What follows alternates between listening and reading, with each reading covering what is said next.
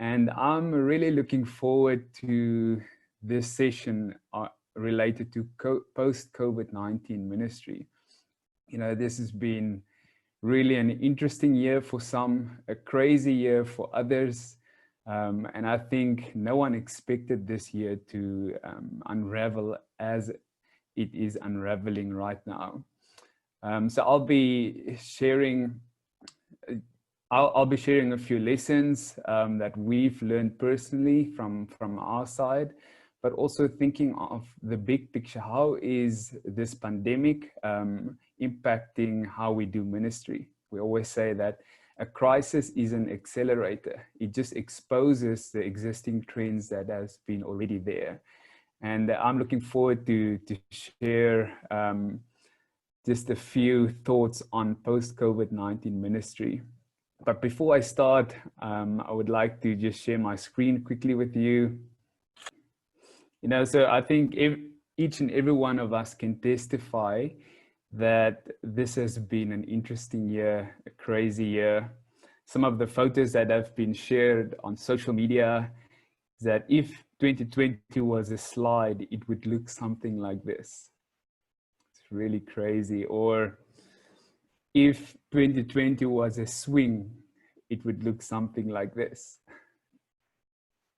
And then my favorite one, if 2020 was a bag of chips, it would be the orange juice and toothpaste flavor. Not really nice. So many on social media around the world shared how they're currently experiencing this year. And it's really been tough with the economic impact, also with the pandemic, health issues, and a lot of people losing friends and relatives as well. Maybe the last one, the most useless purchase of 2019 was a 2020 planner. No one expected this year to turn out as it is. And I want to introduce a leadership term or principle to you guys used by Warren Bennis the first time in 1987. And he called it, the term is called VUCA.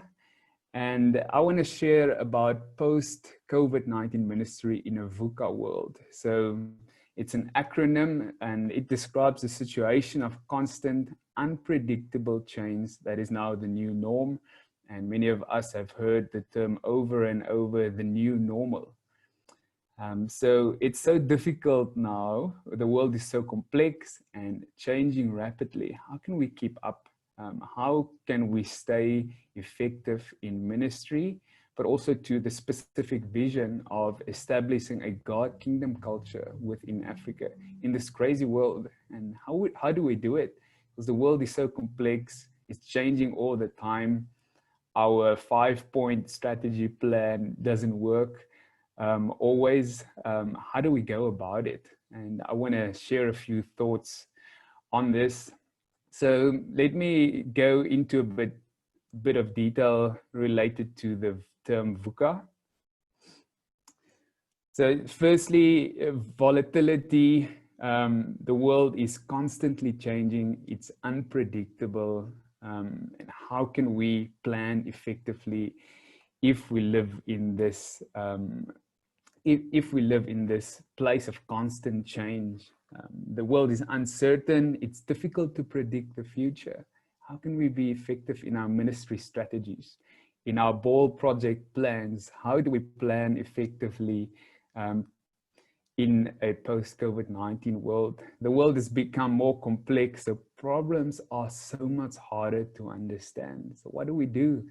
Where do we turn to in understanding these complex issues? And then ambiguity. It's rare for things to be completely clear. So not everything is black or white, but gray is now also an option. And I'm just going to go through some of the issues that we see, possible issues because of the coronavirus globally, a possible recession up until 2021 across Africa. We see specifically where I am in South Africa, with more than 30% of the total population of our country being unemployed, rising government debt around the world, globalization is on the retreat, and nationalism on the rise, restricted international mobility. And how does that impact our focus on the Great Commission, reaching the gaps? And then a potential authoritarian government is on the rise, and also corruption. So we see the world is really complex with a lot of issues, problems, and how would that affect sustainability in ministry, but also our focus in ministry? I think COVID-19 has changed the way we do ministry forever. And how do we operate in a VUCA world? For us to be effective within the continent of Africa, we need clarity of purpose in a VUCA world. When we talk to different leaders around the world, from some of the buzzwords that I picked up is that we are being reordered by Corona. We're being reordered by Corona. We're being reshaped, realigned. A global reset button has been pushed. We are called to repent, and we are being recalibrated by the virus to God's standard again. This related to Janine's devotional this morning. How do we stay calibrated to the truth, the full truth of the gospel, and not a half truth? And we also see that the virus is causing us to rethink ministry and how we do it. The remnant church, if we obey, if we are flexible and allow God to shape us during this time, and it's asked obviously a lot of humility to be in a place where God can shape and mold us. And hopefully, prayerfully, we can be part of the remnant church that are being recommissioned in this time. I think for us, it's so important just to revisit our heart values, our vision to make disciples for Christ in all nations, in the world of sport, the global vision of the movement, the Africa vision for our continent to establish a God kingdom culture across our continent. How do we stay faithful to the vision in a VUCA world? And also the 9 hard values that we heard yesterday, but also today again from Janine, that is determining how we do it, what we do, and where we do it. So we really need clarity of purpose in a VUCA world. So we need vision, the future we want to see. How do we create it in Africa? And that's why the whole theme of the conference is being empowered and envisioned. We need understanding in a VUCA world. What's happening in your context and in your part of the world, and how can we adapt and be flexible and effective in this crazy, complex, uncertain world.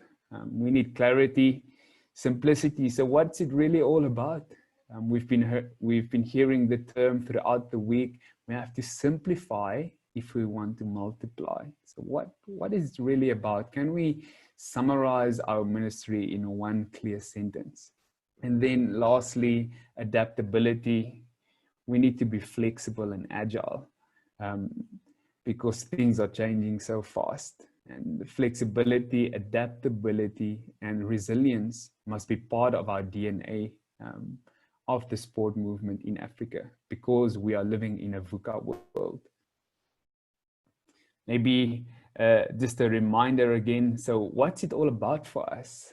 What is it all about for us? And how do we stay faithful in uncertain times to the vision? And the engine for us is disciple making. We make disciples that make disciples that make disciples. And we have 3 main buckets or strategies on how we do it: through sport, through play, through health and fitness. And later, Philna and Hillary will share some strategies on how can we do how can we make disciples and stay committed to the Great Commission using the strategies of health and fitness in this VUCA world, in a rapidly changing world. I want to maybe introduce a creative thinking component to us by David Eagleman. And as I share, I want you to think of your own ministry, of your own strategies, and how can you bend some of the strategies that you've already been using? How can you break some of it? How do you blend some of it? And maybe if I can explain, if we talk about bending some of your ministry strategies to adapt to the times or the circumstances in your specific context or your country. Let's use the example of a chair. So this is a normal standard chair. And if you bend it, what can you change or add to the existing chair? And maybe you put some armrest on. And just to explain the component of bending. How can you break your current existing plans or ideas? So where it's exactly the opposite. So you see the chair on the left of your screen, standard chair, and maybe a round chair. What do we need to break in our current strategies, ministries, even in our church structure, maybe? Just to recap again, how can we adapt to the times? How can we be flexible in our ministry strategies and processes in a VUCA world? So where it's uncertain, complex, and ambiguous. And we just spoke about David Eagleman's innovative thinking process to break some of the ideas or patterns, bend it or blend it. And the last one that I want to share is how can we blend existing ministry ideas where you take two opposing ideas and use it as one. So example, the standard chair, a round chair, and you combine those two ideas into something completely new to blend some of your ministry ideas for us to stay not only relevant, but true to our vision and purpose in this VUCA world. Some practical ideas during lockdown was the birth of Family Fit, where it's a go play component, also a health and fitness component. And we see the combination of a few strategies with an online delivery of inviting families to stay fit during lockdown. So this is just a great example of how we can adapt to the current times to stay relevant, but also with the theme of the conference to reach people in the COVID pandemic time, because the gospel is truly unstoppable. Another great idea that I heard about is the kids games in a box, where certain equipment was placed in a box and delivered to families because of the social distancing issues. And most of them participated in an online kids games event using the different equipment that has been delivered to individual houses. And what can you do in your context, in your community, to not be stopped by the global pandemic? But how can we adapt and be flexible? And what can you break, bend, or blend to be effective in fulfilling God's vision for Africa? Maybe a last one in terms of an example. We did training just before the pandemic started in just outside of Cape Town in South Africa for about 30 coaches. And then President Ramaphosa announced the lockdown, and this was our first session of training, and we were challenged. Will we continue with the training? Will we adapt, or will we wait for after lockdown to continue with our training? And a team of us got together and we felt that we must continue with the training. So what we did is we just recorded some of the training videos just using a mobile phone, and we delivered it through WhatsApp, the whole life coaching training. We delivered it through WhatsApp using Google Forms and different pictures and audio functionality on WhatsApp to deliver the training. And to our surprise, what the original training was attended only by 30 people, local people from our Cirrus community. And God used it and it spread to 5 different nations across Africa just through WhatsApp, and different people were multiplying more WhatsApp groups, and they just used our training content that we've already recorded to stay faithful to the mission, to train coaches who can be fathers and disciple makers in our community. And instead of reaching only 30 coaches, we reach more than 130 coaches just by adapting and being flexible. This is just one example from our part of the world.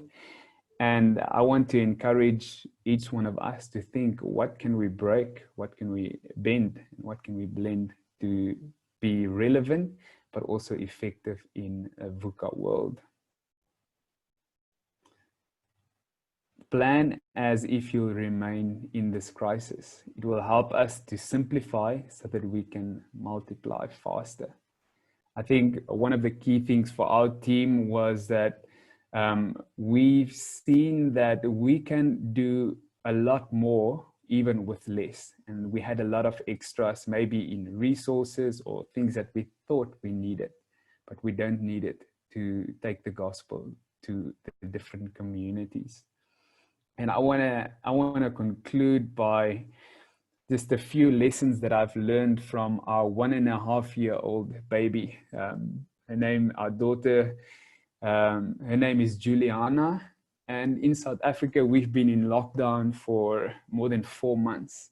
So imagine being in the house. Sometimes it's windy, rainy, it's even snowing outside. And you have to be indoors, and we try to keep our house safe and make it childproof, which is quite a challenge for a 1.5-year-old, because she just fits through places where I can't fit. If you think of the bars of the door, she just fits through it, and somehow she escapes, you know, and then we have to quickly run after her. Or she can go to places where I can't go. I had to put up additional barriers in the kitchen to keep her away from the burning oven or the fireplaces. But somehow she escapes and just finds a way through some of the barriers that we are putting up. I even tried once to put her in a tent inside the house. And we've just seen how flexible she is. She's adaptable. She can change direction fast because she's so small and flexible. And yesterday, my wife sent me Matthew 18 verse 3, which say, unless you become like a child, you will never enter the kingdom of God. And a specific passage is about humility, but also when I think of Juliana and just children in general, they're so flexible, they're adaptable, they can move direction fast. And what can we learn in our ministry strategies from becoming like children again? I want to say going small is our best shot at getting big. Going small is our best shot at getting big. And by getting big, I mean greater impact, greater influence. So why do I say it? Going small, it requires no budget. We've seen it in the lockdown period. We don't need a lot of money to make disciples, to be effective, to reach nations. It can be completely free when we have smaller setups, maybe in disciple-making groups. We can be flexible and adapt fast and quickly If a pandemic or something hit, we can just change quickly because we are set up in that way. Smaller settings lend itself to greater intimacy. It makes it possible for everyone to be discipled. We know each other actually. We can be transparent. There's nowhere to hide. It looks and feels like the early church.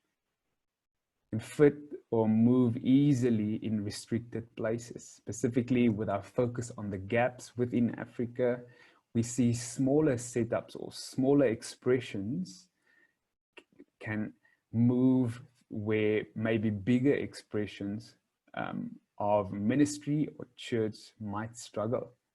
And my favorite one is that we have freedom to fail, small and fast. If we give freedom to our volunteers and leaders, younger emerging leaders, in a smaller setting, they have freedom to fail, and they can fail fast and learn and be better and be successful later. Go smaller and multiply faster. I think before the COVID period, the traditional setup of ministry or even church expression looked almost like a cinema where we come to the church event, we are being entertained and watched, and then we leave. And I think post COVID-19 setup, God forced us almost to go smaller into a gym setup where everybody's involved, where everybody can hear God's voice, and everybody's functioning in their gifts to advance God's kingdom. You know, and we need everybody involved if we want to reach the 1.2 billion people in Africa. Maybe I want to conclude by the following: the fullness of God can only be found in a multitude of different people. And this is a picture of small Christmas trees or Christmas lights, sorry, that you put on a Christmas tree. And you know, when I look at the picture and I see the light, each individual light, it's so small, it takes so little power. It's so humble, but when it's put together, it not only brings light to a dark place, but it's also beautiful. And I think this is what God is calling us to a different expression of church and ministry in a post-COVID world. Maybe lastly, it also helps us to, if you think of a spider versus a starfish, if you cut off the head of a spider, it will die. But if you cut off a leg of a starfish, another starfish grows. And this is what we've seen in the strategy of Jesus. When they crucified Jesus on the cross, the gospel expanded. And how do we set up our ministries in such a way when we are not there anymore? Our ministries will be better without us. It will grow faster, it will multiply. And again, if we want to see Jesus-sized results, let's follow his method. Clarity of purpose in a VUCA world. Let's remain focused on God's mission and not our mission. We are being reordered by Corona, reshaped, reordered, recalibrated. And let's remain in that place where God can shape and mold us. Let's stay faithful to the vision, the big picture, to make disciples for Christ in all nations, in the world of sport and play, in Africa, to see a God kingdom culture across Africa, and the 9 heart values that determines how we do it. But let's be flexible, resilient, and adaptable to our context and times. Thank you so much. I hope this has been helpful to you guys. And yeah, let's keep on staying in that place where God can shape and mold us. Thank you.